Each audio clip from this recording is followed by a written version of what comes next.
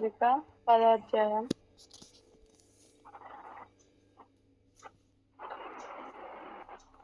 మొదటి కొరింథీయులకు రాసిన పత్రిక 10వ అధ్యాయం 1 నుంచి 12వ వచనం వరకు చూసుకుందాం. సహోదరులారా, ఈ సంగతి మీకు తెలియకుండుట నాకు ఇష్టం లేదు. అదేదనగా, మన పితరులందరూ మేఘము క్రింద నుండిరి, వారందరూ సముద్రములో నడిచిపోయిరి. అందరూ మోషేను బట్టి మేఘములోను సముద్రములోను బాప్తిస్మం పొందిరి. అందరూ ఆత్మ సంబంధమైన ఒకే ఆహారమును భుజించిరి. అందరూ ఆత్మ సంబంధమైన ఒకే పానీయమును పానము చేసిరి. ఏలైనగా తమను వెంబడించిన ఆత్మ సంబంధమైన బండలోని తాగిరి. ఆ బండ క్రీస్తే. దేవుని సహాయం నిమిత్తం ప్రార్థించుకుందాం.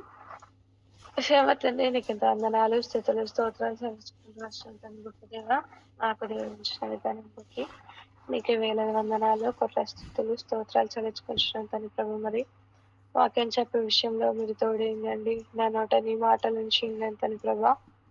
తండ్రి, నా సొంత మాటలు, నా సొంత ఆలోచనలు ఏ మాత్రం కాదు కానీ తండ్రి ప్రభా, ప్రతిదీ కూడా నాతో మీరే మాట్లాడిస్తురమ్మని ప్రార్థిస్తూ, మీరు తోడైంటురమ్మని ప్రార్థిస్తూ, అందరితో కూడా మాతో మీరు మాట్లాడుతురమ్మని ప్రార్థిస్తూ, యేసు క్రీస్తు అతి పరిశుద్ధమైన నామంలో అడిగి వేడుకొని పొందుకొని ఉన్నాం తండ్రి, ఆమేన్.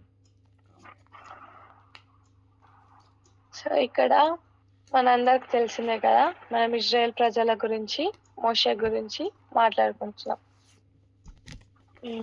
మోషే నత్తివాడైనప్పటికీ, హంతకుడు అయినప్పటికీ దేవుడు మోషేనే ఏర్పరచుకున్నాడు కదా. ఇంకా మోషే కాకుండా అక్కడ చాలా మంది ఉండొచ్చు, అయినప్పటికీ కూడా దేవుడు మోషేనే ఏర్పరచుకున్నాడు. సో అట్లనే మనలో కూడా ఎన్నో లోపాలు ఉంటాయి కదా. ఎఫెసీయులకు రాసిన పత్రికలు ఉంటాయి కదా, ఈ లోకంలో నా వెర్రి వారినే నేను ఏర్పరచుకొని ఉన్నాను అని చెప్పేసి. సో చాలా సార్లు బాధపడుతూ ఉంటాం. ఎందుకంటే ఎందుకు నాకు వాళ్ళకంటే మంచి టాలెంట్ లేదు, ఎందుకంటే నేను వాళ్ళకంటే ఇట్లున్నా, లోగా ఉన్నా, మంచిగా టాలెంట్ లేదు నాకు అని చెప్పేసి. కానీ దేవుని ప్రణాళిక వేరేలాగా ఉంటది, మనం బాధపడుతూ ఉంటాం. సో అందుకే బాధపడద్దు అని దేవుడు చెప్తున్నాడు ఇక్కడ. మోషే నత్తివాడు, దేవా నేను నత్తివాడిని, నా వల్ల కాదు అని చెప్తాను, నాకు మాట్లాడరాదు అంటాడు. అయినా కూడా దేవుడు నేను సహాయం చేస్తాను, ముందుకు నడు అంటాడు. అంటే ప్రతి దాంట్లో కూడా మనం నేను ఇది ప్రభా, నేను అది, నా వల్ల కాదు అని చెప్పకుండా దేవుడు సహాయం చేస్తాడన్న నమ్మకంతో మనం ముందుకు వెళ్ళే వారిలాగా ఉండాలి. అంటే మనిషి అన్నప్పుడు ఖచ్చితంగా లోపం ఉంటది, ఆ లోపాన్ని ఎత్తి చూపకుండా దానిని కప్పివేసి మనం నిలబడే వారిలాగా ఉండాలి. ఇక్కడ ఇజ్రాయెల్ ప్రజలను చూసుకుంటే వారికి మన పితరులందరూ మేఘము కింద నుండిరి, వారందరూ సముద్రములో నడిచిపోయిరి. అసలు ఎంత గొప్ప ఆధిక్యత కదా వాళ్ళకి. సముద్రము 2 పాయలుగా చీల్చినప్పుడు ఆరిన నేల పైన ఇజ్రాయెల్ ప్రజలు నడిచి వెళ్తారు కదా. వారి గురించి చెప్తున్నారు ఇక్కడ, రాస్తూ వచ్చాడు పౌలు. అందరూ మోషేను బట్టి మేఘంలో సముద్రంలో బాప్తిస్మం పొందిరి. అందరూ ఆత్మ సంబంధమైన ఒకే ఆహారమును భుజించిరి. అందరూ ఆత్మ సంబంధమైన ఒకే పానీయమును పానం చేసిరి. ఏలయనగా తమ్మును వెంబడించిన ఆత్మ సంబంధమైన బండలోని త్రాగిరి. ఆ బండ క్రీస్తే. వారు దేనిని ఫాలో అయ్యారు, దేనిలోని తాగిరు, దేనిలో నడిచిర్రు? క్రీస్తు అనే బండ పైన దేవుడు వారిని నడిపిస్తూ వచ్చాడు. ఆరిన నేల పైన, క్రీస్తు అనే బండ పైన. అంటే వారిలో ఎన్ని కార్యాలు చేస్తూ వచ్చాడు కదా. బండలో నుంచి నీళ్ళు వచ్చినాయి, మన్నా కురిపించిండు, మేఘంతో కప్పిండు వారికి, ఎర్ర సముద్రంలో ఆరిన నేల పైన నడిపించిండు. ఇదంతా ఎలా చేసిండు? క్రీస్తు అనే బండ పైన వారిని నడిపిస్తూ వచ్చాడు. ఆయన కార్యాలు చేస్తూ వారిని నడిపిస్తూ వచ్చాడు. నిర్గమకాండంలో వారు దేవుణ్ణి స్తుతిస్తూ వస్తారు కదా, వేల్పులలో నీ వంటి వారెవరు అని చెప్పేసి, యెహోవా నా బలము, నా గానము, నాకు రక్షణ ఆయనే, నా దేవుడు, ఆయనను వర్ణించదను అని చెప్పేసి చాలా స్తుతిస్తూ వస్తారు ఇక్కడ. సో, ఇంకా మనం జూసుకునేసరికంటే మోషే 40 దినాలు సీనాయి పర్వతం మీదకెళ్ళినప్పుడు వారు ఏమంటారు? మాకు ఈ మోషే ఎటెళ్ళిండేమో మాకు దెల్వది. మాకు పూజించుకోవడానికి ఒక దేవత గావాలా తయారు జెయ్యు అని జెప్తారు. వాళ్ళ బంగారు కమ్ములతోని దూడను తయారు చేసుకొని దాన్నే పూజిస్తారు. ఏమని? మమ్మల్ని ఐగుప్తు నుంచి విడిపించిన దేవత అనేసి పూజిస్తారు. అంత కష్టపడి, అంత ప్రయాసపడి, అన్ని కార్యాలు జేసి, వారిని దేవుడు ఐగుప్తు నుంచి విడిపిస్తూ వచ్చాడు. ఆయన ప్రజలని, వారిని వారిని శ్రమల నుండి తప్పించడానికి. కానీ వారేం జేషిర్రు? ఒక పోత పోసిన దూడను చేసుకొని దానిని పూజిస్తూ వచ్చారు. దేవునికి ఎంత బాధేసిందో గదా! ఇప్పుడు మనం గూడా ఎవరైనా నమ్మకస్తులకి చాలా హెల్ప్ జేస్తాం గదా! చాలా హెల్ప్ జేసిన తర్వాత, నాకు హెల్ప్ జేసింది మన పేరు చెప్పకుండా వేరే వాళ్ళ పేరు చెప్పి, ఇగో తినే నాకు హెల్ప్ జేసింది. నా ప్రతి ఒక్క ఆపత్కాలములో గూడా తినే నాకు తోడయింది అని చెప్తే ఎంత బాధగా ఉంటది గదా మనకి. సో, అక్కడ గూడా దేవుడికి ఎంత బాధగా ఉందో అర్థం జేసుకోవాలి మరి మనం. అంటే దేవుడు ఎన్ని కార్యాలు జేసినప్పటికీ వాటిని గ్రహించకుండా, ఇంకా దేవుని దేవా నాకిది జెయ్యు, అది జెయ్యు, నాకేం జేసినవు అని అడుగుతానే ఉంటాం అనేక సార్లు మనం. ఇజ్రాయేలు ప్రజల్ని మనల్ మనకు ఇజ్రాయేల్ ప్రజలకి ఒకసారి పోల్చుకుందాం. వారికంటే ఇంకా ఘోరంగానే ఉంటాం నాకు తెలిసినంత మాత్రమైతే. సో, ఇక్కడ ఇంకా మనం చూసుకుంటే అయితే వారిలో ఎక్కువ మంది దేవుని దృష్టికి దేవుని దేవునికిష్టులుగా ఉండకపోయేది గనుక అరణ్యములో సంహరింపబడిరి. వారు ఆశించిన ప్రకారము మనము చెడ్డవాటిని ఆశించకున్నట్లు ఈ సంగతులు మనకు దృష్టాంతములుగా ఉన్నవి. ఏం చేశారంట వారు? దేవునికి ఇష్టలుగా లేరంట. దేవునికి ఇష్టలుగా లేనప్పుడు దేవుడు ఏం చేసిండు? అరణ్యంలో సంహరించిండు వారందరిని. చివరికి కానానుకై ఇద్దరే యెహోషువ, కాలేబ్ మాత్రమే వెళ్తారు కదా. వాగ్దానం ఇచ్చిన దేవుడు అస్సలే తప్పడు. కానీ మిడిల్లో వారు ఎలా తప్పిపోయినారు? ఇక్కడ అరణ్యంలో సంహరిస్తూ వచ్చాడు దేవుడు వారిని. ఎందుకు సంహరించాడు? దేవునికి ఇష్టలుగా లేరు వారు. నువ్వు నేను కూడా ఈరోజు ఒకసారి జ్ఞాపకం చేసుకోవాలి. ఎలా ఉంటున్నాం మనం? దేవునికి ఇష్టలుగా ఉంటున్నామా? ఆయన ఆజ్ఞల ప్రకారం అనుసరిస్తూ నడుచుకుంటున్నామా? ఆయన చిత్తాన్ని తెలుసుకుంటూ ప్రతి విషయంలో ముందుకెళ్తున్నామా? ఆయన ఇష్టాన్ని తెలుసుకుంటున్నామా? అసలు మన ఇష్టాలను నెరవేర్చుకునే వారిలాగా ఉన్నామా? మనం ఒకరోజు వాక్యం చెప్పుకున్నాం కదా, పెద్ద అబ్రహాం యొక్క పెద్ద దాసుని గురించి. ఆ దాసుడు ఏం చేసిండు? తన ఇష్టాలను చంపుకొని తన యజమానుని ఇష్టాలనే చేస్తూ వచ్చిండు అక్కడ. మరి ఆ రోజు నుంచి ఈ రోజు వరకు ఎలా ఉన్నాం మనం? దాసునిలాగా ఉంటున్నామా? దాసురాల్లాగా ఉంటున్నామా దేవునికి? తన ఇష్టాలను నెరవేరుస్తున్నామా? దేవునికి ఇష్టలుగా ఉంటున్నామా? దేవుడు చాలా ప్రేమ గల దేవుడు, చాలా ఓపిక గల దేవుడు. అలాగే దేవుడు చాలా భయంకరమైన దేవుడు కూడా. ఆయన ఉగ్రత చూపిస్తే మనం అసలు తట్టుకోలేం. ఆ ఉగ్రత చూపించే కన్నా ముందే మనల్ని మనం సరి చేసుకునే వారిలాగా ఉన్నాం. ఆయన మనల్ని సంహరించక ముందే ఆయనకి ఇష్టలుగా జీవించాలి మనం ఇక్కడ. ఓకే, వారు ఆశించిన ప్రకారము మనము చెడ్డవాటిని ఆశించకున్నట్లు ఈ సంగతులు మనకు దృష్టాంతములుగా ఉన్నాయి. ఎందుకు రాస్తూ వచ్చిండు పౌలు? వారు ఇట్లా చేసిర్రు, ఇజ్రాయెల్ ప్రజలు ఇట్లా చేసిర్రు కాబట్టి ఇట్లా నశించిపోయారు వాళ్ళు. కానీ మనమైనా అలా ఉండకుండా చెడ్డవాటిని విడిచిపెట్టి మంచి విషయాలలోనే పాల్పొందడానికి మనము ఆ యొక్క వాక్యాన్ని చూసి నేర్చుకోవడానికి రాస్తూ వచ్చాను అని చెప్తున్నాడు కదా ఇక్కడ.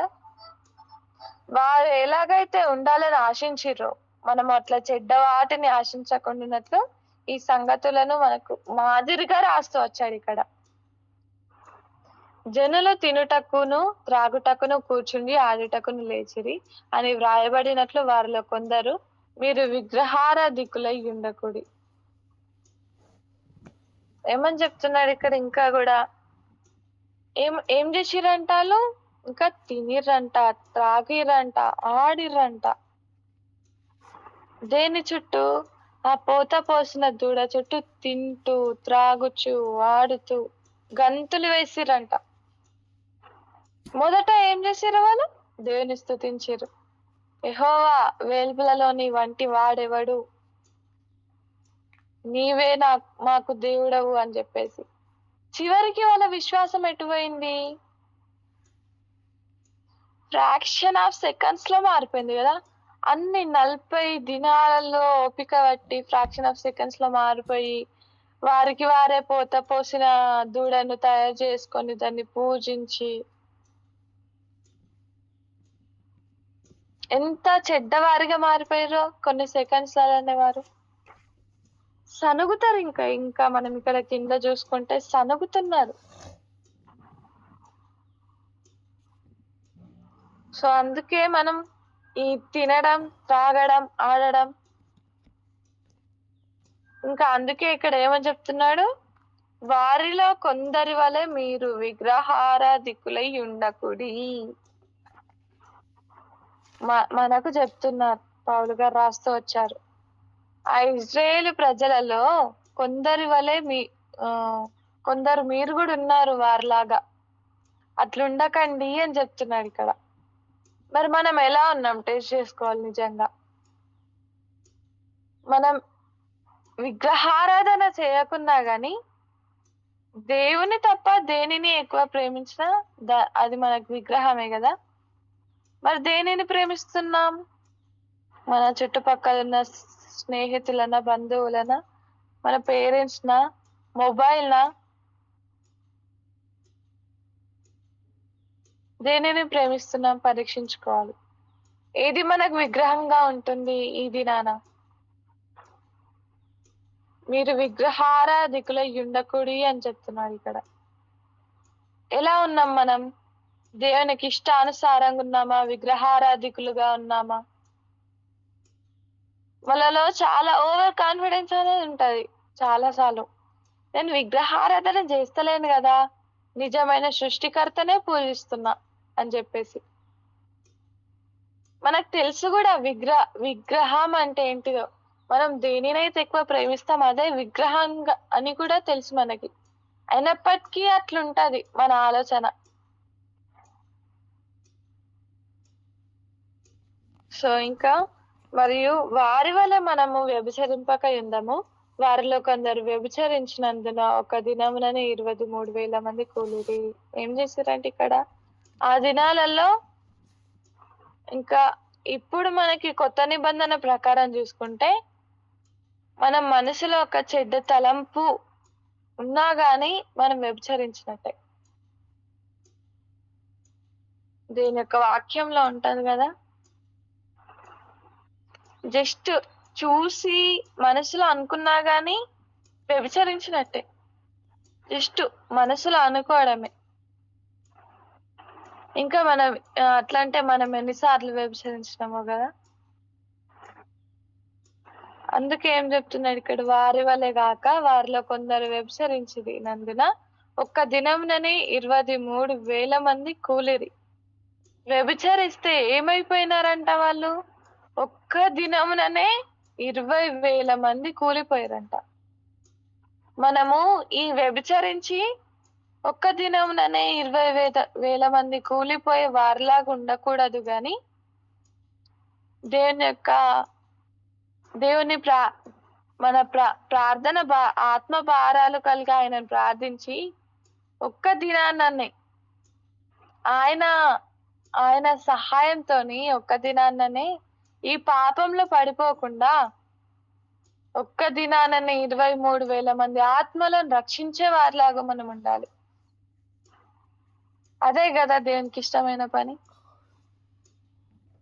దేవునికి ఇష్టం లేని వాటన్నిటిని, చెడ్డ వాటన్నిటిని విడిచిపెట్టినప్పుడు దేవునికి ఇష్టలుగా మనం జీవించగలం. దేవుడు అనుకుంటే ఏదైనా చేయగలడు. దేవునికి అసాధ్యమైనది ఏది కూడా లేదు. నువ్వు ఖచ్చితంగా ఆత్మీయతలో బలంగా ఉండి ప్రార్థన జీవితం కలిగి ఉంటే ఖచ్చితంగా దేవుడు మన జీవితంలో కార్యం చేయగలడు కదా. ఎందుకు మనం ఎప్పుడు పాపం వైపే చూస్తాం? నేను ఆ 20 మూలు వేల మందిలో ఉండకూడదు అని అనుకుంటాం కావచ్చు, కానీ దానికి అపోజిట్ వేసుకుందాం మనం. 23,000 మంది ఆత్మలు నశించిపోతుండే చూసి ఊరుకోగలమా? మన ఆత్మ అస్సలే ఊరుకోదు. వాళ్ళకి దేవుని సువార్త ప్రకటించాలని చెప్తూనే ఉంటది మన సెవెన్ సీజన్స్, వెళ్ళు వారి గురించి ప్రార్థించు అని కదా. సో అందుకే మనం పాపంలో పడిపోకుండా పాపానికి దూరంగా ఉండి, చాలాసార్లు మనం ఇంతే ఉంటాం, దేవా నేను పాపిని, నన్ను క్షమించు అని ఒప్పుకుంటాం. మళ్ళీ అది ఆడికి స్టాప్ అయిపోయింది. విడిచిపెట్టాం ఆ పాపాన్ని. పాపాన్ని ఒప్పుకొని విడిచిపెట్టువాడే వర్ధిల్లును అంట. ఇంకా మనం వర్ధిల్లడం లేదు అంటే పాపాన్ని విడిచిపెట్టలేమని అర్థం. అక్కడ పాపానికి దూరంగా ఉండి దేవుని యొక్క పనికి దగ్గరగా ఉండేవారిలాగా ఉండాలి. మనం ఎప్పుడు ఆశ ఉండాలి, దేవుని యొక్క పని చేయాలి, నేను ఇది చేయాలి, అది చేయాలి, ఏదో ఒకటి చేయాలి దేవుని సన్నిధిలో అని చెప్పేసి. అప్పుడు దేవుడు ఏదో ఒక దాంట్లో మనల్ని వాడుకుంటాడు కదా.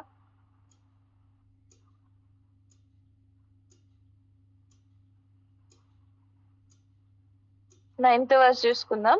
మనము ప్రభువును శోధింపక యుందము, వారిలో కొందరు శోధించి సర్పముల వలన నశించిరి. మీరు సనుగకుడి, వారిలో కొందరు సనిగి సంహారకుని చేత నశించిరి. ఏమని చెప్తున్నారు ఇక్కడ? దేవుణ్ణే శోధించిరంట వారు. మనం కూడా శోధిస్తున్నామా ఇది నాన్న? మన ప్రభువుని పరీక్షించుకుందాం ఒకసారి, గ్రహిద్దాం. శోధించిన వారు ఏమైపోయారంట? సర్పము వలన నశించిపోయారట. సర్పము వలన వారు నశించిపోయారంట. ఇంకా 10th వర్స్ లో ఉన్నది ఇక్కడ, మీరు సనుగకుడి, వారిలో కొందరు సనిగి సంహారకుని చేత నశించిరి. ఎన్నిసార్లు సనుగుతామో దేవుని పైన అసలు. దేవా వాళ్ళు అట్లున్నారు ఇట్లున్నారు ఏం చేయాలి అని చెప్పేసి, మనుషుల దగ్గర కూడా చూడే వాళ్ళు అలా ఉన్నారు ఇలా ఉన్నారు అని చెప్పేసి. ఇజ్రాయెల్ ప్రజలు దేవుని పైన సనుగుతూ వచ్చారు, కంప్లైంట్స్ ఇస్తూ వచ్చారు మోషేకి. ఏంది, మమ్మల్ని ఐగుప్తుల నుంచి తీసుకొస్తూ వచ్చావు, ఇక్కడ ఇబ్బందులు పెడుతున్నావు, అక్కడనైనా ప్రశాంతంగా ఉండేవాళ్ళం కదా, ఈ మరణం అనేది దగ్గరగా ఉండేది కాదు కదా అని చెప్పేసి. వాళ్ళు ఎంత దేవుని స్తుతిచ్చిరో చివరికి వచ్చేసరికి అంత దేవునికి ఇష్టం లేని వారిలాగా జీవిస్తూ వచ్చారు. చెడుతనంని వారు ఆశిస్తూ వచ్చారు. తినడం, త్రాగడం, దుంకడం, వీటిని వారు ఆశిస్తూ వచ్చారు కదా ఇజ్రాయెల్ ప్రజలు. మరి మనం ఎలా ఉన్నాం ఈరోజు? సండే రాగానే స్తుతించి ఇంకా ఆ వారం అంతా కూడా దేవునికి అసహ్యకరంగా జీవిస్తున్నామా? సండే ఒక్కరోజు మాత్రమే దేవుని ఆరాధించాలా? మిగతా రోజులు ఆరాధించకూడదా? మన పర్సనల్ లైఫ్ లో ప్రేయర్ తప్ప ఆరాధన ఉంటుందా? ఆయన ఆరాధనలకు అర్హుడు.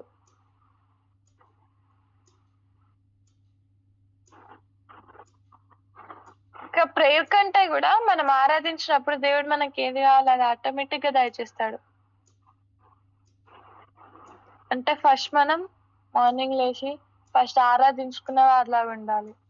దాని తర్వాత ప్రార్థించుకొని బైబిల్ చదువుకొని మన దినాన్ని ప్రభువుతో మొదలు పెట్టాలి.